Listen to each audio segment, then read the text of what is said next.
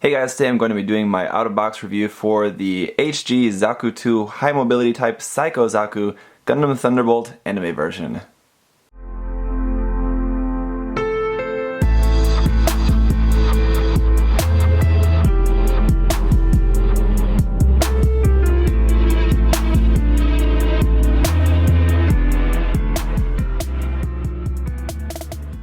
Okay, so just to save us a lot of time and effort, we're just going to refer to this more simply as the Psycho Zaku, as that's just much easier to do. And I just want to say a big thank you, of course, to MindFenix Hobby Store for sending me this kit to share with you guys. It's another really awesome kit from Gundam Thunderbolt. I gotta say, first thing right off the bat, this kit, although it is really cool, and I really like, how kind of, this is basically like the full armor version of the Zaku 2. But it's more like the full weapons version and like full mobility. It's not really full armor. I don't know. Where like the Gundam, for example, the full armor Gundam is more like full armor. It has the extra armor on it and extra shields and stuff. This doesn't really have any too much in terms of like extra defense. It just has a load more extra offense. So I don't know. It's kind of like that. It's more like the unicorn, I guess, in that way. The full armor unicorn is more of just a more heavily armed unicorn really than it is about full armor. Anyway, so it's cool. This kit is, even with nothing on the backpack here, let me get this going around so you can check it out. I've got nothing attached onto the backpack, only the backpack itself there.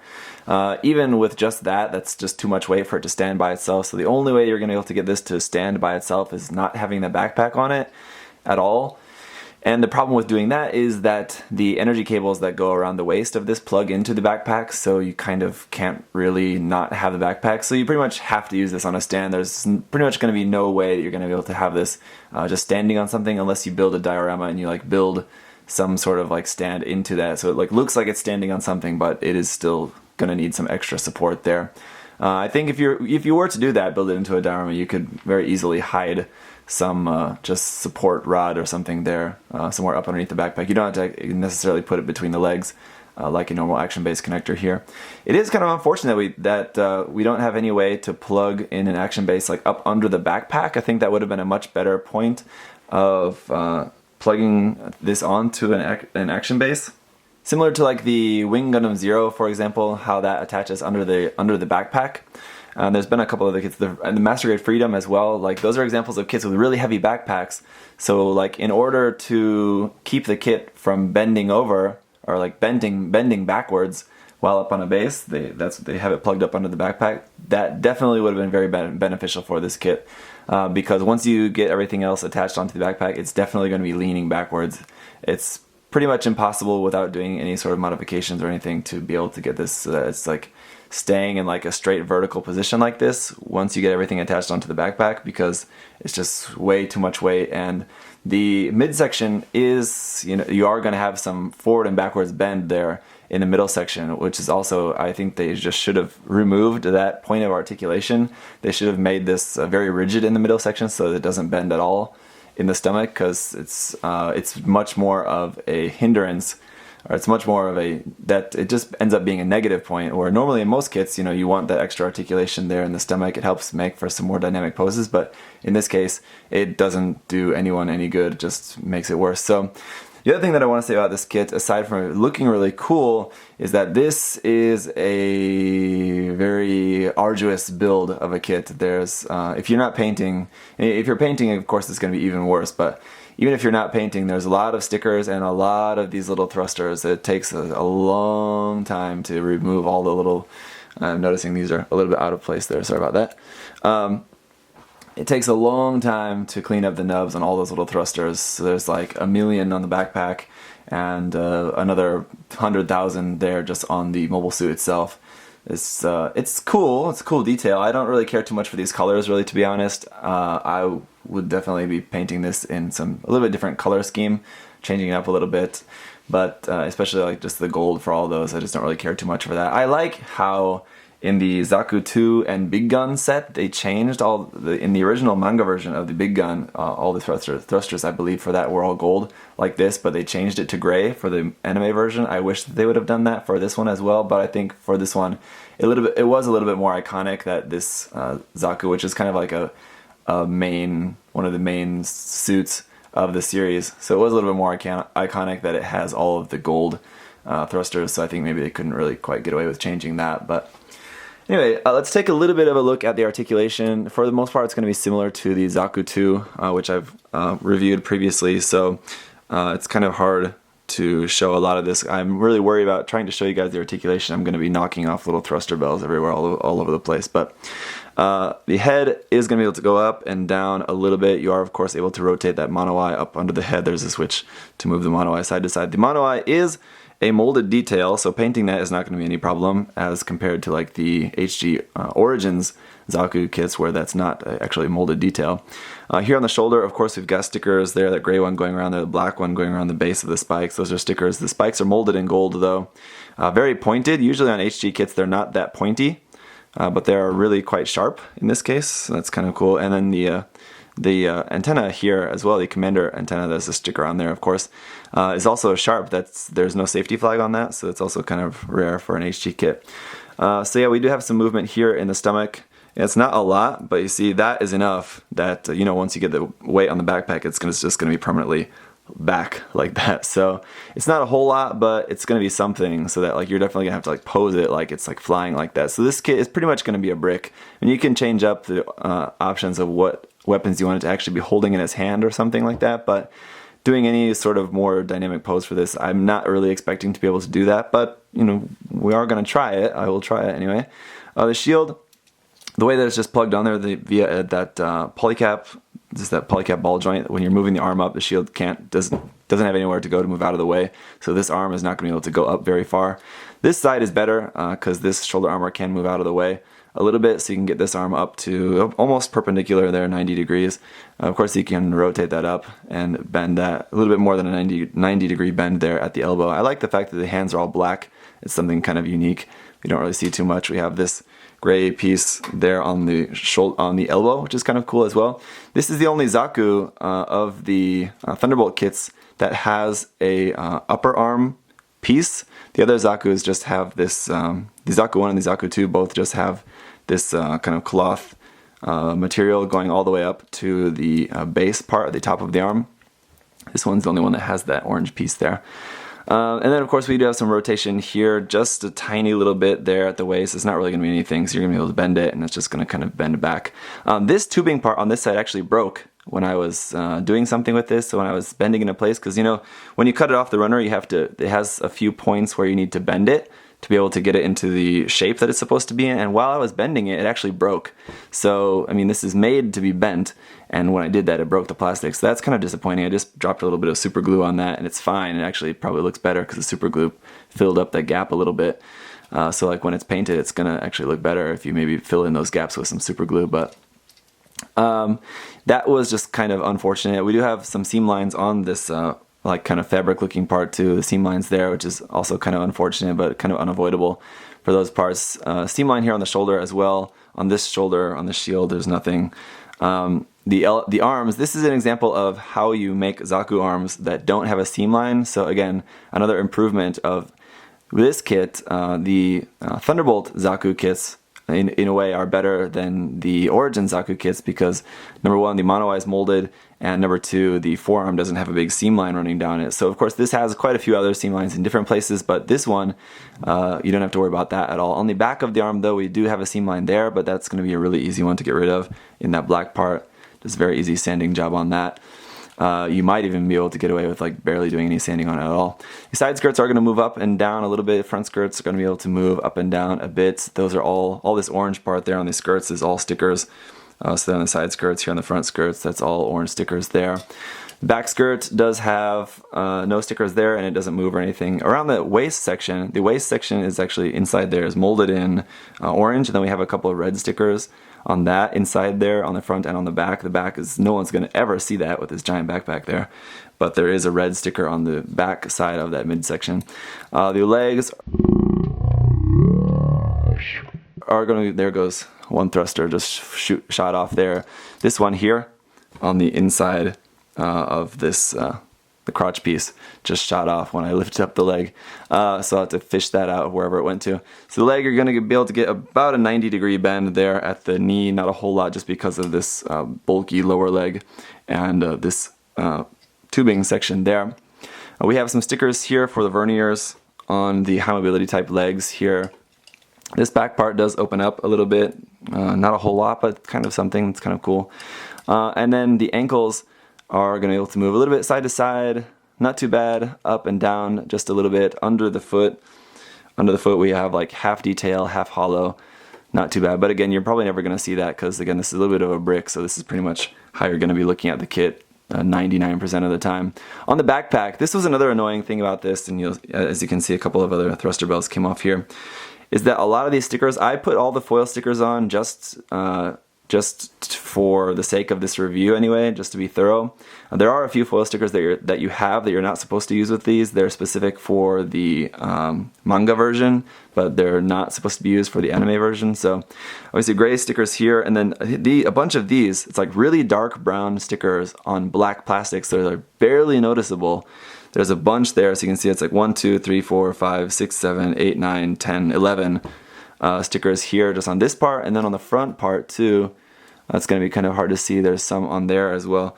So these, and then on these parts too, these are like the folded up manipulator arms there. All the little circle details have stickers on there. But again, it's just really dark, really super dark brown on black plastic. It's really negligible color difference there. So let me attach these back here again, these things that flew off. For just a quick comparison, here it is compared with the Zaku 2.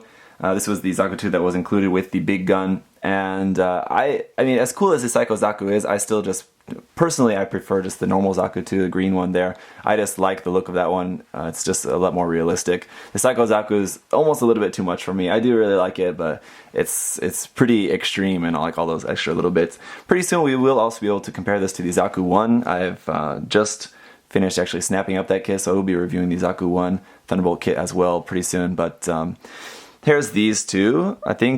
I wonder if we are going to get a kit of just this Zaku 2 by itself, or if you want it, like if you want the anime version one, you're only going to be able to get it in the set with the big gun. But I think that's not really too bad of a fate to have to buy that big gun as well, because that's really cool.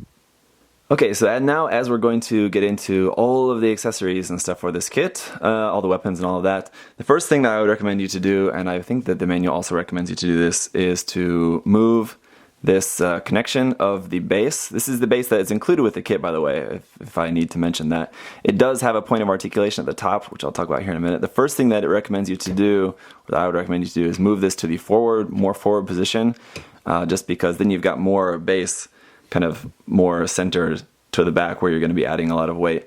So here at the top there is a little bit of articulation. It's that kind of thing where you have to like pull it apart and then just like move it to a different position, snap it back on like that. But again, for this you're pretty much just going to want it just in this upright position here. So let's see here.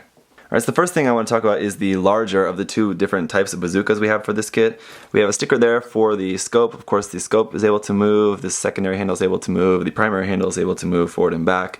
This little thing here at the front is able to move a little bit as well. So overall, really cool, really nice design here for this. And we do have two of these. Now, the thing that I find interesting about this is that the manual tells you to build two of them, but then here we have like this little thing showing all of the stuff, all the weapons and accessories included with this kit in the manual, and it only shows one of them. And again, here in the manual, let me just flip back to this to refer to that for you. It says build ×2, and all of the images only show one, and there really is only one. You really can only hold one of them. So pretty much everything else, other the weapons and stuff, you can attach onto the backpack and stuff, including the other three other type of bazookas. But this one, there's you can only do something with one of them. The other one, I don't really know what you're supposed to do with that. Give it to another kit or something, but you have two of them anyway.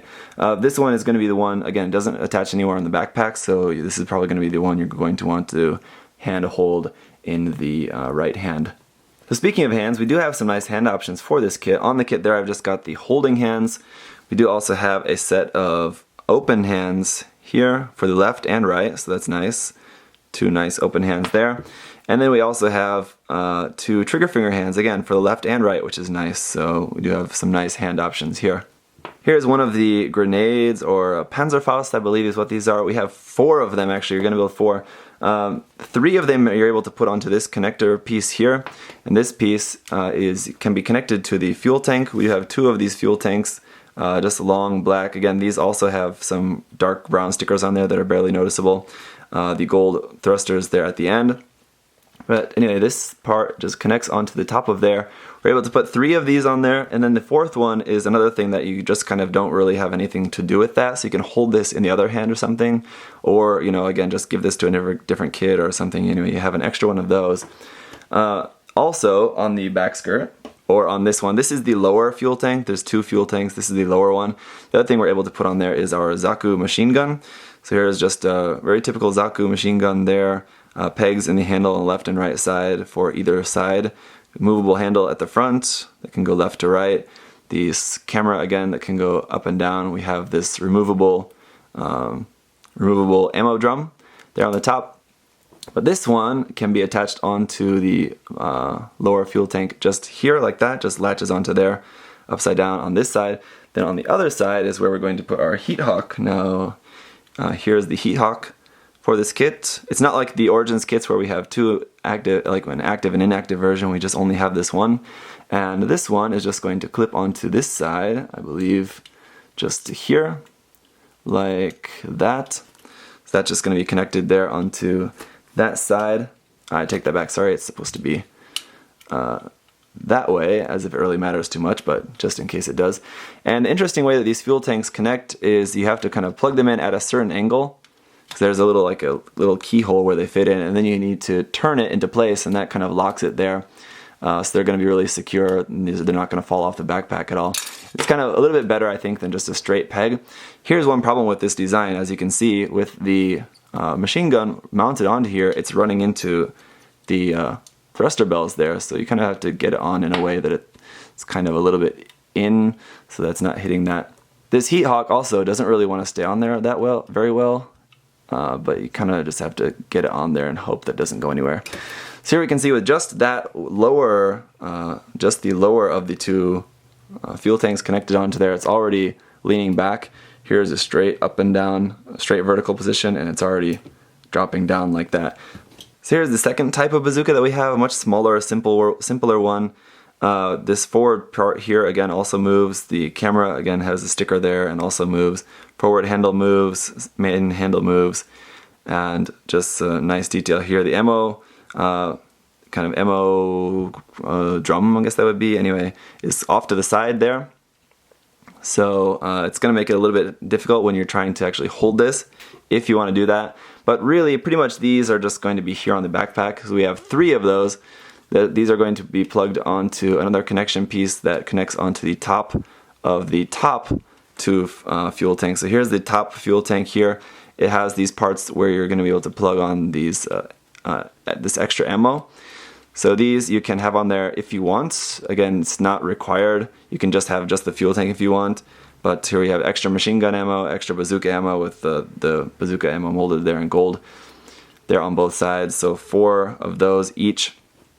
3 of the bazookas on top, and this one again is just going to fit onto here to plug it in this way and then turn it to lock it into place like that, and there we go. Now our Zaku is loaded up with all that stuff on the back. So you can see here it's now going from a vertical angle. Let me see if I can do this without knocking anything off. From a vertical angle, which should be like this, and it's sinking all the way down to there. So from the front, going to be looking like this. Not too bad. You can kind of just move the head down, so it still looks like it's looking forward, but you can see that the top half is definitely leaning back. So I mean, it doesn't look too bad, but I think they should have included some like extra part of the base, maybe like a part, so you have this part going up off the front to support the Zaku, then another little extra piece here that will just support the fuel tank or something to keep that up, something like that. I don't know. Just one thing that I think that maybe they could have included. The last thing we've got here is 2 of these unfolded manipulator arms for on top of the backpack. So if you want to have these holding something, kind of the main thing that you can do with these is have them holding some of the weapons. So maybe using these to hold one of the extra bazookas that we had that I said I didn't know what to do with these extra bazookas. You can have it maybe holding one of those, or holding, it just attaches onto the handle like that. So fits and works really well. I haven't tried these yet to see how much of the weight is an issue. The bazooka is kind of heavy, but the manual shows you to use it for the Zaku machine gun on one side, but you do have two of these, and they are molded for the left and the right. You can see this side is full, the back side is just hollow in there. So that's kind of unfortunate, but you just have to use it in the right way. So what we're going to do is take that off, and then we have these connector pieces. Now, two of these connector pieces are for this kit. So these are going to be the ones you're going to be using for this kit. But then we also get connector pieces that you can use with just the regular Zaku 2 kit. So the other one that I was just showing you, you have these, and you can use these for that kit if you want to give these. If you want to give these unfolded manipulator arms to your just regular Zaku 2. So maybe use one for this kit and then use one for the regular Zaku 2, I think would be pretty cool. So nothing really is articulated on here. The only point of articulation will be where this is actually plugged onto that part of the backpack, where it's plugged onto this part. So it's going to be in there like that, and then this just plugs onto the backpack in place of that part that's on there now. So nothing else is articulated anywhere, unfortunately. Even this top, the actual claw part can't be opened at all. So that's kind of good for gripping the weapons. If it were able to move, then it might get loose over time, but because it's fixed, you can kind of trust that connection a little bit better. But if you wanted to change it up to have it like gripping onto something else, for like a diorama or something, you will have to do some cutting and re-gluing of that. So that's it for all of the accessories and stuff, obviously quite a lot. So one thing that I was finding out while trying to put that bazooka in hand is that due to the large size of the bazooka there at the tail end of it, at the back end of it, there's really not a whole lot that you can do with this thing, unfortunately. And it just makes it more of a shame that we have two of this really awesome looking bazooka that you really just can't do a whole lot with. Because of that big shield on the shoulder, it kind of gets in the way. You can't put this up over the shoulder. The end of the bazooka is really huge. You have that big shield on the shoulder there. It's just not going to work to get that up over the shoulder. Under the arm, it barely fits under the arm. It kind of works. You're very limited in kind of what angle you can hold that because of that.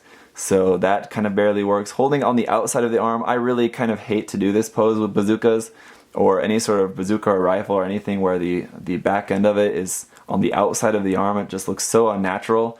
But even in the manual, that's kind of how it shows that you kind of have to do it, because there's really just kind of no other way to do it. So doing some sort of pose like this, just sort of like holding it there with two hands, it's really kind of the only pose that you can do. It really is going to look any good, I think. I mean, you can try your best, but it's definitely going to be very, very limited in the posing options that you can do holding that bazooka, unfortunately. Alright, now actually I'm a little bit surprised now, as for this next pose I wanted to try changing the articulation of the base so that it was leaning more forward. So I adjusted the base a little bit, that connection point, to have it leaning forward like this, and I wasn't sure if it was really going to be able to balance out well correctly, because now we have not only a lot of that weight back, but that backwards weight is now angled a little bit up. So if you don't have the kit like perfectly straight on the base, I mean like vertically straight, if you have it like leaning off to the side or something, then it will twist off to the side and it will fall down. So you have to be a little bit more careful in this pose, but it is actually able to pull this off. And because of the way that that backpack pulls back on the top half of the mobile suit, it kind of looks better. It looks much better like this. So it kind of looks like it's just flying along there through space. So actually, I would probably recommend this to be, if you don't, I mean, if you wanted something a little bit more dynamic, like it's flying rather than just kind of standing, like it was just on the base there a moment ago, I would maybe just recommend adjusting the base there to be pointed a little bit more forward. I think it looks pretty good. And here we can see there's that articulated arm.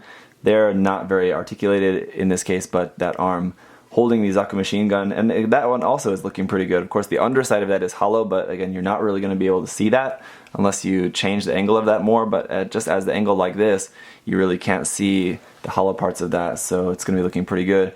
I swapped out the bazooka for just the extra Panzerfaust grenade there in the right hand, and I'm really quite liking this kind of combination. I like the open hands as well, so I kind of want to use one of the open hands just as being an open hand like that, not have it the left hand being dedicated to being on another weapon. So that is pretty much going to do it for this review. This kit comes with a lot of stuff, and there's kind of a lot of things that you, I guess in theory, could do with different weapon combinations of holding this and that. And it's nice that we have trigger finger hands for the left and right, although the bazookas I think are just not really going to be easy to hold in either the left or the right, so it doesn't really matter too much in that case. The Zaku machine gun, I guess you can maybe do like Zaku machine gun in the right hand and then Heat Hawk in the left or something like that. I don't know, then you don't need a trigger finger for the Heat Hawk, so I don't know, it's nice that we have trigger fingers for both hands, although I think probably those, I mean, at least for me personally, the trigger fingers hands are probably going to be like the least used hands for this kit, just because it just looks good with everything else. This on the backpack looks really cool. So, and then here obviously I've kind of solved a problem of what to do with those two larger bazookas, since it doesn't really hold them that well. And there's no place to put them on the backpack. You can have them mounted on the arms here, and you can do a little something like this. Is not a bad option for those, I think. I don't know, it's a little bit much for me. It's not how it kind of personally, permanently sort of display this, but it has a cool effect to it, maybe. So anyway, that's it, guys. If you have any other questions or comments about this, leave those down below. As always, love hearing from you guys. This is a really nice kit. It's expensive. It's takes quite a while to build, much longer than any other normal high grade, for example. But obviously it's got a really cool, unique design here with all of that stuff on the backpack, and it has the whole Thunderbolt thing going on with all of the thrusters and everything everywhere. So it's cool, it's unique, it's expensive, but if you like it, I mean, there's a lot to like about this kit. So I don't know, I think it is a little bit of probably a niche kit though. Definitely looking forward to what the Master Grade is going to be like. That's going to be pretty intense. So we'll have to see what that's going to look like later in this winter. Anyway, that's it, guys. Thanks for watching. I'll see you next time. Bye-bye.